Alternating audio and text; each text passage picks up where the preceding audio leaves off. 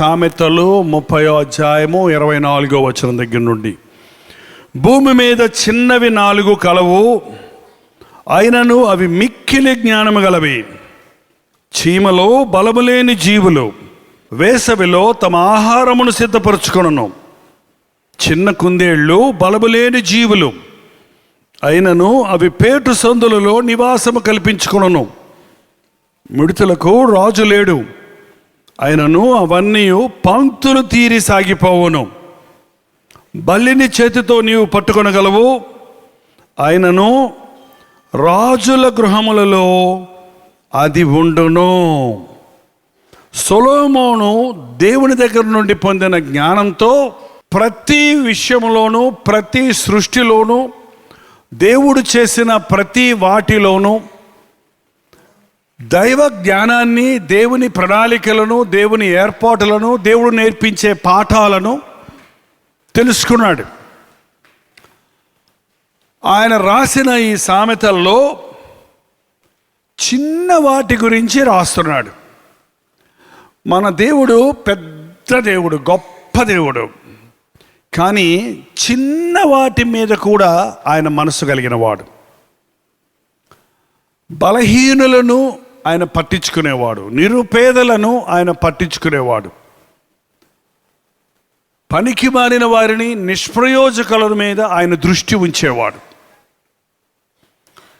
గొప్పవారు గొప్పవారితో స్నేహం చేస్తారు, గొప్పవారు గొప్పవారితో వియ్యమొందుతారు. కానీ గొప్ప దేవుడు, అనంతమైన సృష్టిని సృష్టించిన దేవుడు మన మీద తన దృష్టి ఉంచాడు. ఆకాశ మహాకాశాలను ఎవరు బాహ్యమైన కళ్ళతో చూడలేరు. ఈరోజు ఎన్నో సైంటిఫికల్ ఫ్యాక్ట్స్ కనిపెడుతున్నవారు, ఆకాశ మండలంలోనికి దూసుకొని పోతున్నవారు కూడా దేవుడు చేసిన సృష్టి అంతటినీ చెప్పలేకపోతున్నారు, ఎంత ఉందో తెలుసుకోలేకపోతున్నారు. ఎన్నో నక్షత్రాలు వెతుక్కుంటూ వెళ్ళి ఇంకా ఎంతో ఉందని చెప్తున్నారు. ఆకాశ మహాకాశాలు చాలా పెద్దవి. ఇంత పెద్ద సృష్టిలో ఆయన దృష్టి మన మీద ఉంది.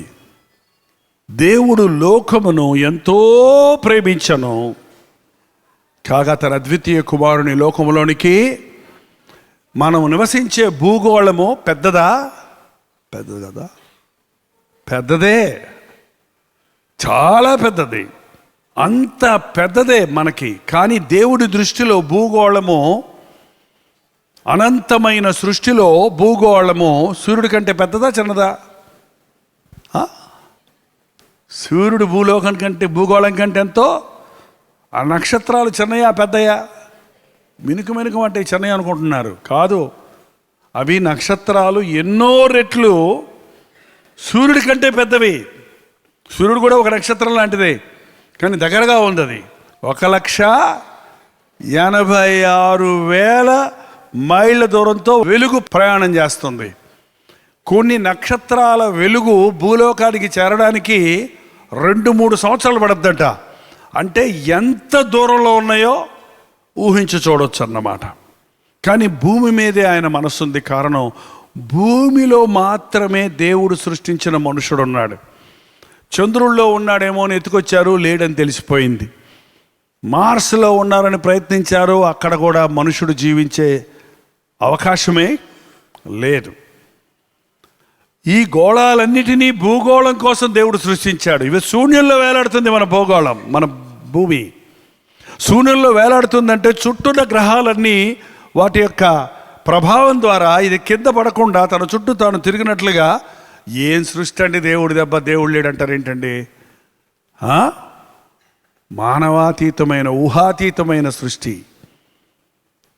అంత అయినప్పటికీ దేవుడు భూమి మీద ఆయన కనుదృష్టి ఉంచాడు.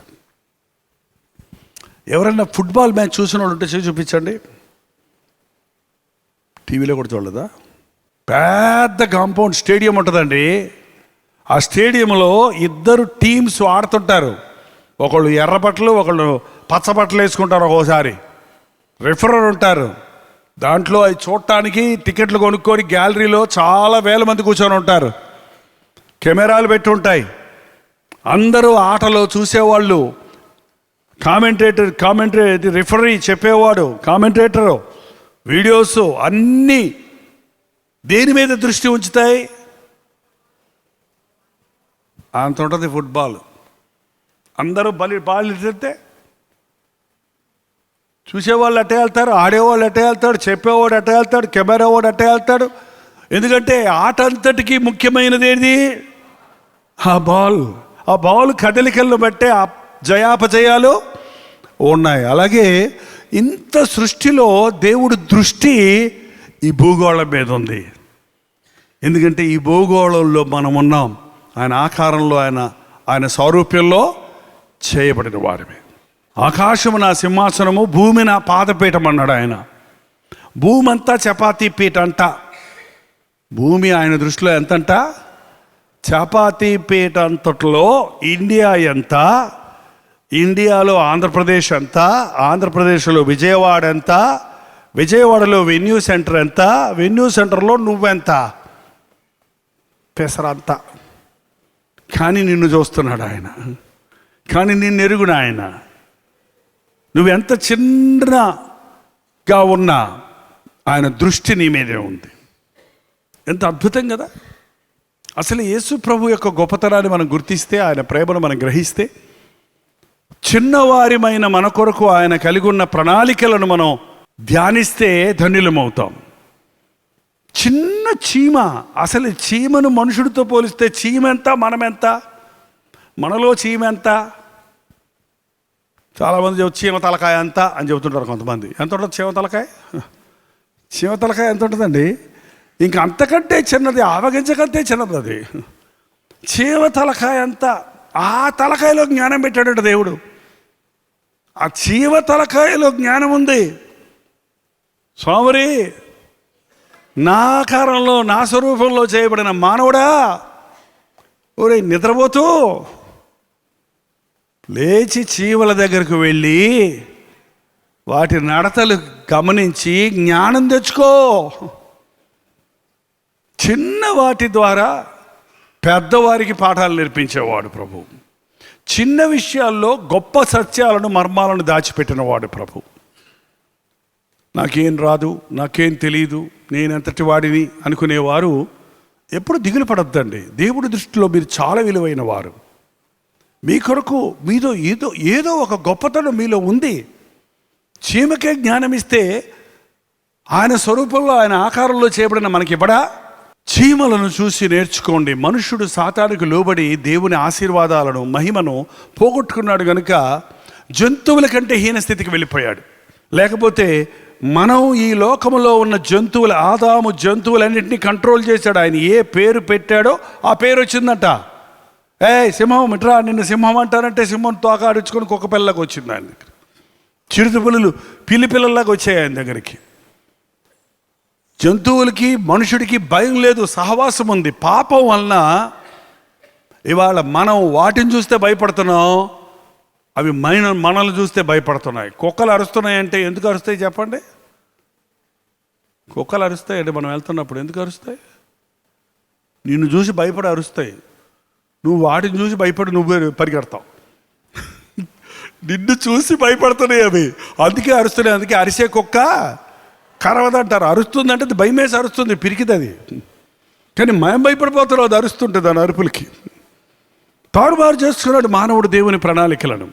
కాబట్టి దేవుడు అంటున్నాడు, జంతువులను వాడుకుంటున్నాడండి. జంతువులను గాడిదను వాడుకున్నాడు ప్రవక్తలు పనికి రాకపోతే. ప్రవక్తను గద్దించడానికి గాడిదంట నోరు తెరిచి మాట్లాడిందంటే ఎవరితో మాట్లాడింది? బెలాము ప్రవక్తతోటి. కోడిపుంజును వాడుకున్నాడు మేలుకొని తన స్థితి తాను గ్రహించుకున్నట్లుగా పశ్చాత్తాపడడానికి. ఎవరి మీద? పేతురు. కొక్కడో కోడగానే పేతురు ప్రభు వైపు చూసాను ఉందండి. అంతేకాదు, చరిత్ర చెప్తుంది, ప్రతి తెల్లవారుజామున కొక్కరో కాడుగానే పేతురు లేచి మోకాలు వేసి ప్రభు క్షమించిన ఆయన, బొంకెనయ్యా ఇంకా బొంకనయ్యా నన్ను క్షమించాయని మనం రోజు ప్రార్థన చేసుకునేవాడంట ఆయన. రోజు కోడి ప్రార్థన నేర్పించింది దానికి. చేపను వాడుకున్నాడు యోనా లాంటి ప్రవక్తను తీసుకెళ్ళి చేరవలసిన స్థలానికి చేర్చటానికి. కాకిని వాడుకున్నాడు ప్రవక్త అయినా ఏలియాను పోషించటానికి. ఎంత అద్భుతమైన దేవుడు మన దేవుడు. నిన్నెందుకు వాడుకోడు? నన్నెందుకు వాడుకోడు? మనల్ని ఎందుకు వాడుకోడు? మనల్ని ఇంకా గొప్పగా వాడుకోవాలని ఆశపడ్డాడు. కానీ మనం ఆయనకు అందటంలా, ఆయనకు అప్పగించుకోవటంలా. అందుకే మన జీవితాల్లో నష్టపోతున్నాం. గమనించండి, చీమలు బలము లేని జీవులు అయినను అవి వేసవి కాలములో ఆహారమో సిద్ధపరచుకొనును. సోమరి చీమల యొద్దకు వెళ్ళము, వాటి నడతను కనిపెట్టి జ్ఞానం తెచ్చుకో. వాటికి న్యాయాధిపతి లేకుండాను, మేనేజర్ లేకుండాను, పై విచారణకర్త లేకుండాను, అధిపతి నాయకుడు లేకుండాను, అవి వేసవి కాలమందు చీమలకి ఒక రాజు లేడు, ఒక జడ్జి లేడు, ఎవడు మేనేజర్ లేడు, పై విచారణకర్త అంటే సూపర్వైజర్ లేడు, అధిపతి అంటే ఒక నాయకుడు లేడు. కానీ అవన్నీ కలిసి పనిచేస్తాయి, అవన్నీ కలిసి లైన్గా నడుస్తాయి. లైన్లో వెళ్దాం రా అనగానే ఒక చీమ వెళ్తుంటే రెండోది తోకలాగా ఒకదానెమ్మట ఒకదాని చక్కగా వెళ్ళిపోతాయి. ఒక వీడియో చూపించావు, ఒక 2 స్తంభాలను దాటాలంటే మధ్యలో గ్యాప్ ఉంటే కొన్ని చేవలు వెళ్ళి బ్రిడ్జిలాగా తయారయ్యి మిగిలిన చేవలు వాటి మీద నుంచి దాటిపోవడానికి సహాయం చేస్తాయి. ఒకదానికొకటి సహకరించుకుంటాయి, ఒకదానికొకటి కలిసి పనిచేస్తాయి. అవి చూడండి ఎలాగా ఒకదాని జట్టు పట్టుకొని అవన్నీ ఈ పక్క నుంచి ఆ పక్క దాటిపోవడానికి. మైకులు ఎవరు అనౌన్స్మెంట్ చేయటం లేదు, పడిపోతారు జాగ్రత్తని ఎవరు చెప్పలేదు. నేను కింద ఎందుకు ఉండాలి, నువ్వు పైన ఎందుకు ఉండాలని పోట్లాడుకోవటం లేదు. కమాన్ దాటండి, కదలండి అని ఒకదానికి ఒకటి చెప్పుకొని సాగిపోతున్నాయి. మనుషులైతేనా ఒకదాన్ని ఒకటి పీక్కుంటుంటారు. ఏంటంటే ఎక్కేవాడు ఉంటే వాడిని వెనక్కి పీకటమే. పీతలు తెలుసా మీకు? పీతలు ఎక్స్పోర్ట్ చేసేటప్పుడంట పైన సీల్ వేయరంట, మూత పెట్టరంట. దానికి మూత పెట్టకుండానే పెడతారు. అదే మూత పెట్టలేదయ్యా అవన్నీ బయటికి వెళ్ళిపోతాయి అంటే ఒకడు అన్నాడంటే ఏం భయపడక్కర్లా. ఒక పీత బయటికి వెళ్తే ఇంకో పీత పట్టుకొని కిందకి లాగుద్దంట. పైకి ఎక్కడానికి సాయం చేయవు కానీ లాగేస్తూ ఉంటాయి కిందకి. కాబట్టి వాటికి వాటే అయ్యే కావులు ఇంకేం అక్కర్లేదు అన్నాడంట. ఈ రోజుల్లో మనుషులు ఇలా ఉండడానికి బదులు చీమల్లాగా పీతల్లాగా తయారవుతున్నారంట. వాడు పోయేవాళ్ళని పోనివ్వడం, వాడు ఎక్కడూ ఎక్కేవాళ్ళని ఎక్కనివ్వడం. అది నీచమైన బుద్ధి. క్రీస్తును కలిగిన వారు ఐక్యతతో ఉంటారు, ప్రేమ కలిగి ఉంటారు, ఎదుటివారికి సహాయం చేస్తారు, ఎదుటివారికి సహకరిస్తారు, ఎదుటివారితో కలిసి పనిచేస్తారు.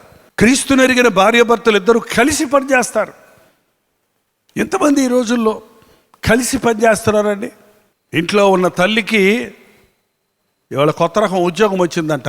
ఆ ఉద్యోగానికి జీతం లేదంట, హాలిడే లేదంట, వర్కింగ్ అవర్స్ కంటిన్యూస్గా ఉంటాయంట, నిలబడి పనిచేయాలంట, నడిచి పనిచేయాలంట, కూర్చొని చేసే సాఫ్ట్వేర్ కంపెనీ కాదంట. ఏంట్రా ఉద్యోగం, ఆ పోస్ట్ ఏంటయ్యా అని అడిగితే అది ఒక తల్లి పోస్ట్, ఒక ఇల్లాలి పోస్ట్. ఒక ఇల్లాలు రాత్రి మగళ్ళు కష్టపడద్ది భర్తకి, బిడ్డలకి తలుపులు వేసుకోవటం, పాలు పట్టుకోవటం, నీళ్లు పట్టుకోవటం, అంట్లు దొంగకోవటం, ఆహారం సిద్ధపరచటం, దుప్పట్లు వేయటం, ఉతుక్కోవటం. పండగ వచ్చిందంటే లీవ్ లేదు, ఎందుకంటే పలహారాలు చేయాలి, ఆ రోజు బిర్యానీ చేయాలి, డబుల్ వర్క్ అవుద్ది ఆ రోజు పండగలకి. పండగ లీవ్ లేదు. ఒక తల్లి ఎంత కష్టపడుతుందో, నీ భార్య ఎంత కష్టపడుతుందో నువ్వు ఎప్పుడైనా గమనించావా? నువ్వేదో పెద్ద ట్రాఫిక్లో జామ్ అయ్యి ఉద్యోగం చేసుకొని ఇంటికి వచ్చేటప్పటికి భార్య అన్నీ సిద్ధపరిచి నీ కోసం కూర్చునే ఉన్నావా? పోయేటప్పుడు కూర్చున్నావు, వచ్చేటప్పుడు కూర్చునే ఉన్నావా?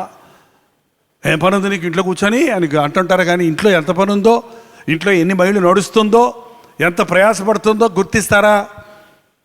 ఏంటంటే ఎదుట వారు ఏదన్నా పని అవ్వకపోతే చెయ్యి అంటారే కానీ ఇంకా అవ్వలేదా, ఇంకా చెయ్యి త్వరగా చెయ్యి అంటారే కానీ లేచి నువ్వు ప్లేట్ పెట్టుకోవచ్చు కదా, లేచి నువ్వు మంచిలు పెట్టుకోవచ్చు కదా. ఆ అన్నం ఉడికేటప్పటికి, కూర అయ్యేటప్పటికి వాళ్ళే అన్నం ఉడగాలి, కూర మళ్ళీ ప్లేట్ తెచ్చిపెట్టాలి, గ్లాస్ తెచ్చిపెట్టాలి, ఉప్పు తెచ్చిపెట్టాలి, పెరుగు పెట్టాలి, పచ్చడి పెట్టాలి. ఇంకేంటండి మన ఆంధ్ర వాళ్ళకి ఎన్ని కావాలో బల నిండా ఉంటే కానీ దిగుపడతాం. అంత చేయడానికి అమ్మ ఎంత కష్టపడుతుందో ఎప్పుడన్నా సహకరించారా? ఎప్పుడన్నా మీ భార్యకి లీవ్ ఇచ్చారా? ఇవాళ ఇవ్వండి, ఇవాళ కాదులే ఒకరోజు ఇవ్వండి. మీకు లీవ్ ఉన్న రోజు ఆమెకు లీవ్ ఇవ్వండి.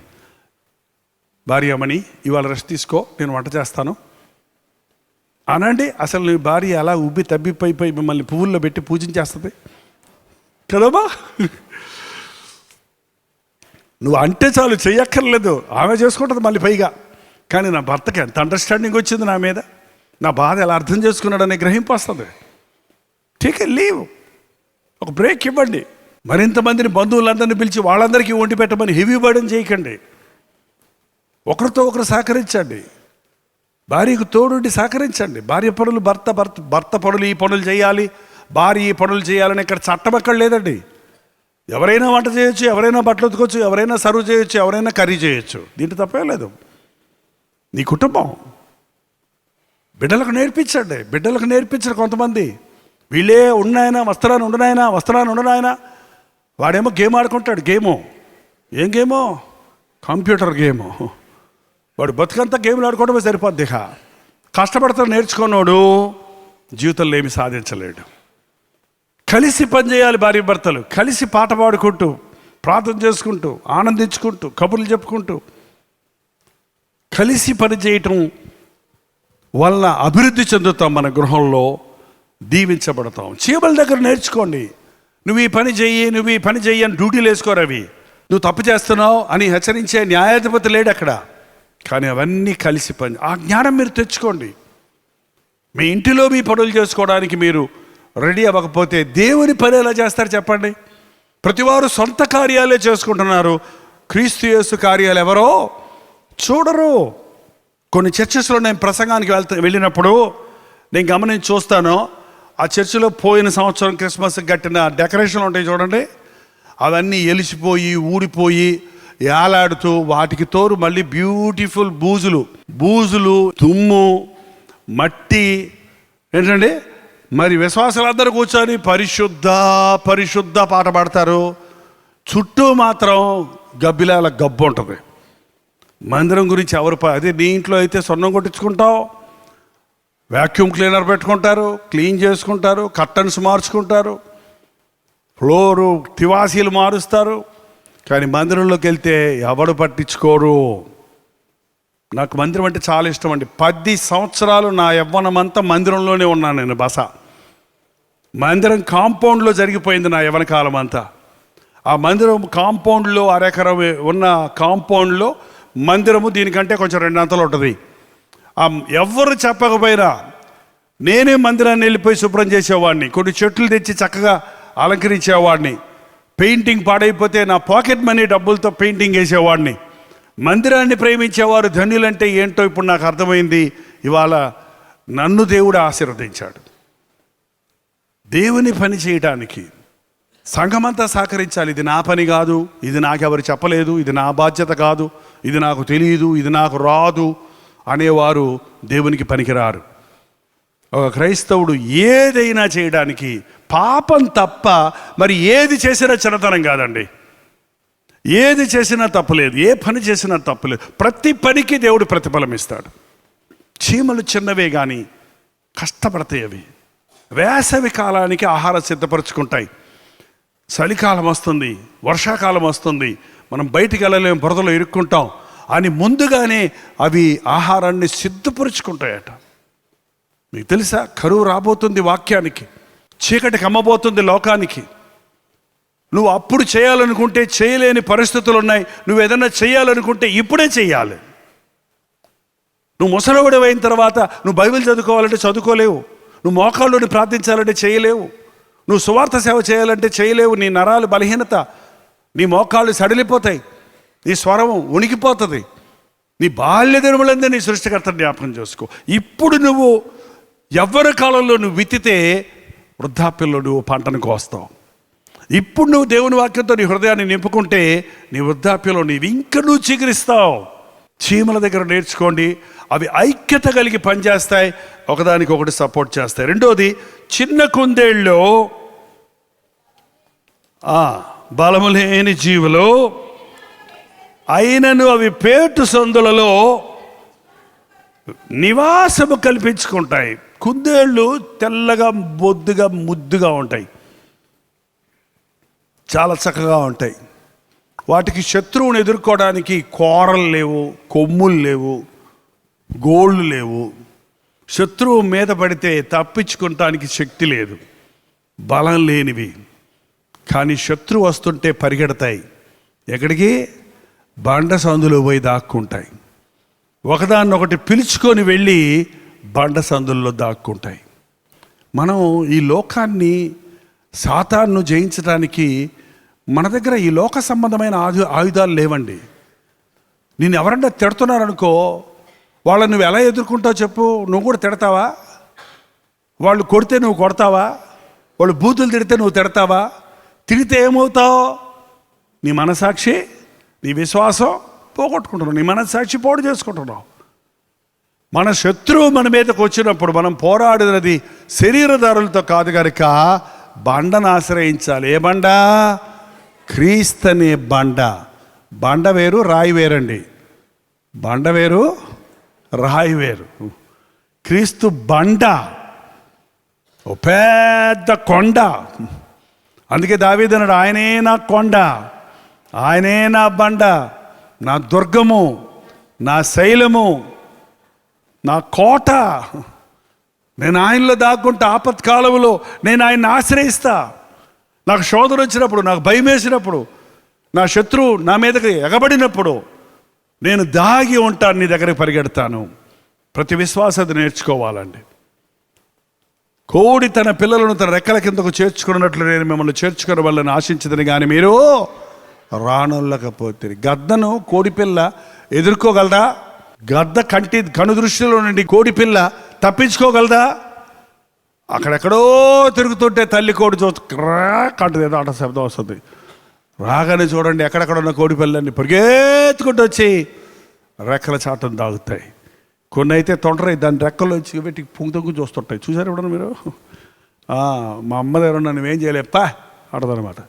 ఏంటండి, ఆయన రెక్కల కింద ఉన్న వారికి ఏ అపాయమో మనం నేర్చుకోవాలి. మన బిడ్డలు దేవుని దగ్గరికి పరిగెడతాం నేర్చుకోవాలి, మనుషుల దగ్గర పరిగెడతాం కాదండి. సద్దాం హుసేన్ ఏంటండి, సొంత కొడుకులు చచ్చిపోతుంటే కూడా బయటికి రాలేదంట. పోయి ఒక సొరంగం లాంటి సొరంగంలో కొన్ని డాలర్లు డబ్బులు పెట్టుకొని దాక్కున్నాడు పాపం. బుల్లెట్ ప్రూఫ్ దాంట్లో లాక్కున్నాడు. ఏమండి, అక్కడి నుంచి పట్టి బయటికి తీసి శిక్షించారు. ఎక్కడికి పోగలవు నువ్వు? ఎక్కడ దాక్కుంటావు? ఆయన రెక్కల చాటును ఉన్నవాడికి ఏ కీడు రాదు. మహా ఉగ్రతను తప్పించుకోవాలంటే, దేవుని కోపాగ్నిని తప్పించుకోవాలంటే కూడా మనకు ఆశ్రయం ఎవరంటే, మన కొరకు ప్రాణమిచ్చిన ప్రభువే. ఓ చోట అగ్ని ప్రమాదం ఏర్పడి గడ్డివాములన్నీ కాలిపోయినాయి. అవంతా మంటలు ఆరిపోయిన తర్వాత ఇంకా మంటలు ఆర్పడానికి ఎక్కడైనా నొప్పి ఉందేమో అని ఒక కర్ర తీసుకొని ఆ యజమాని ఇట్ట కడుచుకుంటూ ఇట్ట తడుముకుంటూ వస్తుంటే అక్కడ కోడిలా కూర్చొని ఉంది. ఆ సెగకి అలాగే కాలిపోయి ఉంది. అలా తట్టేటప్పటికి కిచకిచకిచకని కోడి పిల్లలన్నీ బయటకు వచ్చినాయి అంట. అంటే ఆ సెగకి తన శరీరం కాలిపోతున్నా కూడా ఆ బిడ్డల్ని కాపాడుట కొరకు ఆ కోడి అలాగే కూర్చొని పారిపోకుండా కూర్చుంది కాబట్టి అవి కాపాడబడ్డాయి. మన ప్రభు మన కొరకు అదే చేశాడు. మనల్ని కాపాడటానికి దేవుని కోపాగ్నిని ఆయన తట్టుకొని తన ప్రాణం ఇచ్చి మనల్ని రక్షించాడు. ఆ ప్రభువు రెక్కల చాటుకు దాక్కోవటం వల్ల మనకి అన్ని విధాల క్షేమం, మన ఆత్మలకు క్షేమం, మన శరీరాలకు క్షేమం, మన కుటుంబాల క్షేమం. కుందేలు పోరాడలేదు కానీ ప్రభువుని ఆశ్రయించింది, బండను ఆశ్రయించింది. మనం అలాగే ఆపద కాలంలో మనం ప్రభువుని ఆశ్రయించడం నేర్చుకోవాలి. లేచి నిలబడండి, ప్రార్థన చేద్దాం. ప్రార్థన. చీమలు నేర్పించే పాఠాన్ని నేను నేర్చుకొని నా కుటుంబం కోసం ప్రయాసపడటానికి, నా కుటుంబంతో ఏకీభవించడానికి, ఆయన పరిచర్యలో ఏకీభవించే ఆత్మలను సంపాదించే పనిలో సాగడానికి నాకు సహాయం చేయ్యా. కరువు కాలం వస్తుంది, వేసవి కాలంలో సిద్ధపడాలి. సమయం ఉన్నప్పుడే దేవుని ఆశీర్వాదాలను అనుభవించి ఆయన సాక్షులుగా బ్రతకాలి అనే ఆశ దయచేయమని ప్రార్థన చేద్దాం. కుందేళ్ళు బలములేని జీవులు, అవి పోరాడలేవు కానీ ప్రభువుని ఆశ్రయించి బండ సందుల్లో చేరి క్షేమంగా ఉన్నట్లు ప్రభువా, ఈ లోకములో ఆపదలు కలిగినప్పుడు, నిందలు వచ్చినప్పుడు, సాతాను మా మీద విజృంభించినప్పుడు, పోరాటములు కలిగినప్పుడు నిన్ను ఆశ్రయించే విశ్వాసం మాకు దయచేయి. నీ రెక్కల చాటున దాగుండే శక్తి మాకు దయచేయి. ఆపత్కాలంలో నాకు మొర్రపెట్టు, నేను ఉత్తరం ఇస్తానన్నావు. నీకు మొర్రపెట్టుకోవటం మాకు నేర్పించు. మా సొంత బలంతో కుస్తీ పట్టి సాతాను చేతుల్లో చిత్తైపోక నిన్ను ఆశ్రయించి సాతానును ఓడించగలిగిన శక్తి దయచేయమని ప్రభుని అడుగుదాం. పరిశుద్ధుడా, ప్రేమగల తండ్రి, ఈ ఆవరణలో చేడి వచ్చిన నీ బిడ్డలందరినీ చూడు నాయన. ఒక ఆశతో వచ్చారని చెప్పారయ్యా, ఒక కోరికతో వచ్చారని చెప్పారయ్యా, ఒక భారంతో వచ్చారని చెప్పారయ్యా. మళ్ళీ వాటితోనే తిరిగి వెళ్ళనివద్దు నాయన.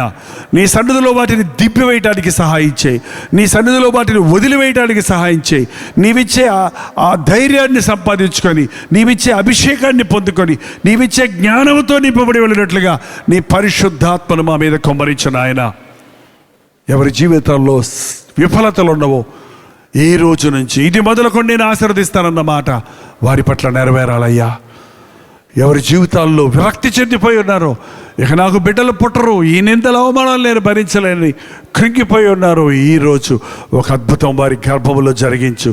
ఇప్పుడు ఇక్కడ వాక్యం వింటుండగానే ఇదిగో నేను ఒక నూతన కార్యము చేయించున్నాను, ఇప్పుడే అది మొలచునన్న మాట వారి పట్ల నెరవేర్చును ఆయన. ఎవరి జీవితాల్లో ఆర్థిక ఇబ్బందుల్లో పడి అప్పుల్లో నుంచి బయటకు పడలేనిక, ఈ వ్యాపారంలో దివాళా తీశానని, ఈ ప్రయత్నాలలో విఫలుడనయ్యానని విసిగిపోయి ఉన్నారో వారిని ఒక్కసారి చూడు నాయన. చూడు నాయన. పట్టుదలతో ప్రార్థించడానికి, పట్టుదల కలిగి పనిచేయడానికి, ప్రభు చిత్తాన్ని సాగి సఫలతను చూసినట్లుగా నీ అద్భుతాలను జరిగించు. ఇదిగో దేవుడు నాకు ఈ మేలు చేసి ఉన్నాడు, ఈ అద్భుతం జరిగించి ఉన్నాడు, ఈ ప్రార్థన విని ఉన్నాడు, ఈ ఉద్యోగం ఇచ్చి ఉన్నాడు, ఈ గర్భఫలం ఇచ్చి ఉన్నాడు, ఈ విధంగా నా కుటుంబాన్ని కట్టి ఉన్నాడు, నా కుటుంబాన్ని ఆశీర్వదించి ఉన్నాడని తిరిగి వచ్చి మేము సాక్ష్యాలు చెప్పినట్లుగా మా బ్రతుకుల్లో అద్భుతాలను జరిగించము తండ్రి. యేసు క్రీస్తు నామములో అడుగుచున్నాము తండ్రి. మన తండ్రి అయిన దేవుని యొక్క ప్రేమయు, కుమారుడైన క్రీస్తు యొక్క కృపయు, ఆదరణకర్త అయిన పరిశుద్ధాత్మ యొక్క సహవాసము కూడి వచ్చిన మనందరికీ ఇప్పుడును సదాకాలము తోడై ఉండునుగాక. ఆమేన్, ఆమేన్, ఆమేన్.